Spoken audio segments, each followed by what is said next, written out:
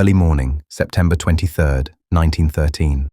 The sky above the Mediterranean Sea is calm. The water is smooth and almost still. High above the sea, a small airplane moves alone through the air. Its engine vibrates strongly. The wings shake against the wind. The machine looks fragile, barely staying in the air. The thin body trembles under the constant pressure of the air currents. In the open cockpit sits a young man who cannot rely on anything except his own courage and the fragile machine around him. His name is Roland Garros, and he is not a tennis player. He is a pioneer from a time when airplanes were still delicate machines made of wood, fabric, and wire. A time when pilots flew without parachutes, and when every takeoff was an experiment and every landing a small miracle. What he achieves will change the sky forever. At the beginning of the 20th century, the world is experiencing a technological explosion.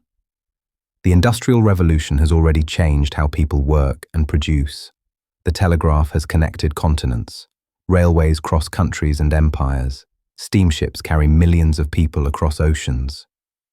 But the sky remains unreachable. For thousands of years, people watched birds and imagined flight.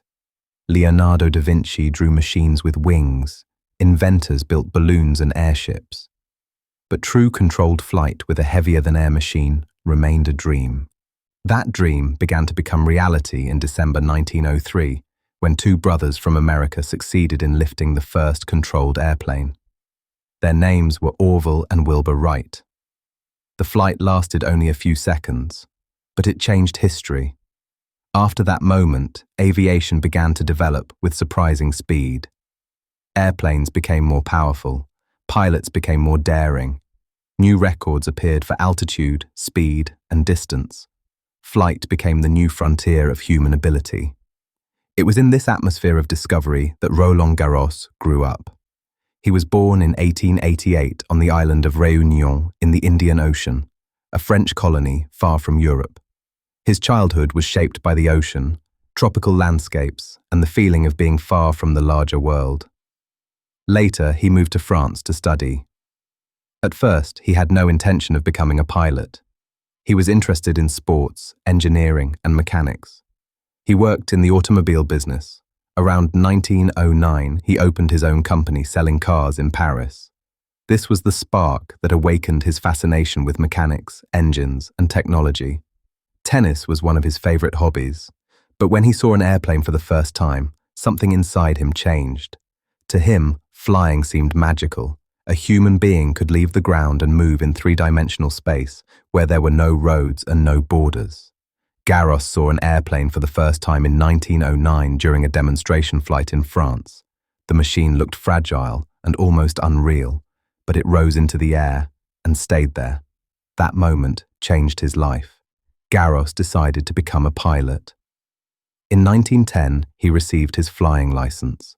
This was a time when every flight was an experiment. There were no standardized procedures, no reliable instruments. Pilots flew by instinct and feeling. Garros quickly stood out. He began participating in races and demonstrations. Aviation events at that time were a mixture of sport, engineering, and spectacle. Pilots competed for altitude, speed, and distance. Despite the danger, Garros trained tirelessly. His determination soon made him one of the most skilled young pilots in France.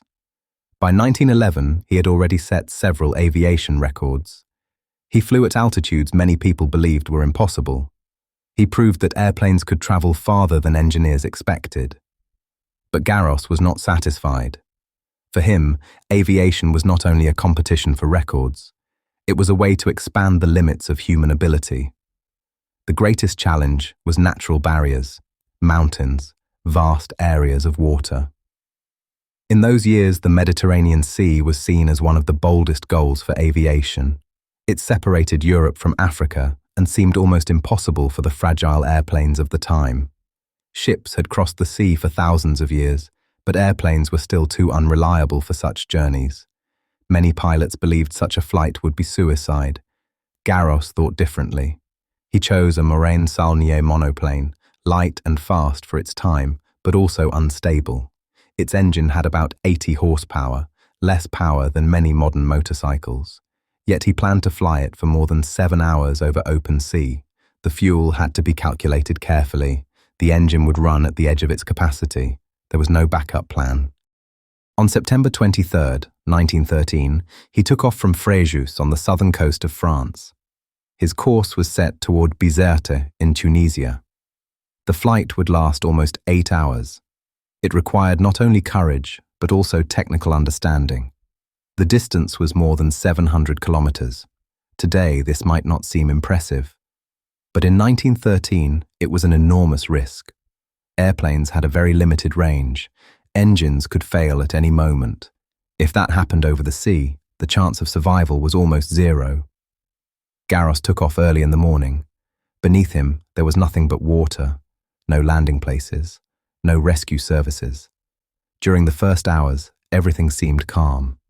But weather above the sea can change suddenly. The wind began to strengthen. The aircraft shook. Garros had to constantly adjust his course. After several hours, another problem appeared. The engine began to lose power. This was the nightmare of every pilot in those years. Early aircraft engines often overheated. Oil was consumed quickly. Vibrations loosened parts. Garros began descending to reduce the strain on the engine. The aircraft dropped dangerously close to the water, but he continued. After almost 8 hours in the air, the African coast finally appeared on the horizon. Garros landed in Bizerte with almost empty fuel tank. The flight became an international sensation. Newspapers wrote about him. He became a symbol of the new age of aviation. He proved that airplanes could connect continents. But this was only the beginning of his story. 1 year later, the world would no longer be the same. In 1914, Europe entered the First World War. Technologies that had symbolized progress quickly became instruments of destruction. Aviation was one of them. At first, airplanes were used mainly for reconnaissance. Pilots observed enemy positions and reported information to command. But soon, a new question appeared. What happens when two airplanes meet in the sky? At first, pilots fired at each other with pistols and rifles. This was ineffective. The real change came with the idea of mounting a machine gun on an airplane. But this created a technical problem. In most airplanes of that time, the propeller was at the front. If the machine gun fired forward, the bullets would strike the propeller. Many engineers tried to solve this problem. But the solution came from a pilot, Roland Garros. He worked with engineers from the Moran-Saulnier company. He proposed a simple but brilliant idea. Instead of avoiding the propeller, he accepted that bullets might hit it, but in a controlled way. Small metal plates were attached to the propeller blades. If a bullet hit them, it would be deflected instead of destroying the propeller. This allowed the machine gun to fire forward. Today, the solution may seem crude, but at the time, it was revolutionary. Now, a pilot could shoot straight ahead, which gave a huge advantage. The system was not perfect. Some bullets broke apart. The propeller slowly became damaged, but it worked well enough to turn the airplane into a true combat weapon. In the spring of 1915, Garros began using this system in battle. In a short time, he shot down several German aircraft. He became one of the first true fighter pilots. But war rarely leaves heroes untouched. In April 1915, Garros's aircraft was hit by ground fire. He was forced to land behind German lines. The airplane survived with only minor damage. German engineers examined the deflector system. One of the men involved in the analysis was the Dutch engineer Anthony Fokker, who worked for the German aviation industry. Fokker realized that Garros's idea was brilliant, but it could be improved. Instead of bullets hitting the propeller and being deflected, why not fire only at the exact moment when the propeller blade was not in front of the gun? This required a mechanism that synchronized the machine gun with the rotation of the propeller. Fokker developed and installed such a synchronization mechanism. The machine gun fired only when the propeller was clear of the line of fire. The result was powerful. German fighter aircraft equipped with this system began dominating the skies in 1915. The idea of Roland Garros, born from necessity and improvisation, became the foundation of one of the most important technologies in aerial warfare. But Garros himself did not learn this immediately. After the forced landing in April 1915, he became a prisoner of war. At first he was interrogated, then sent to a camp for officers. Months turned into years. For a man used to the freedom of the sky, life behind barbed wire was unbearable. Garros spent nearly 3 years in captivity. During that time he observed, planned, and waited for the right moment.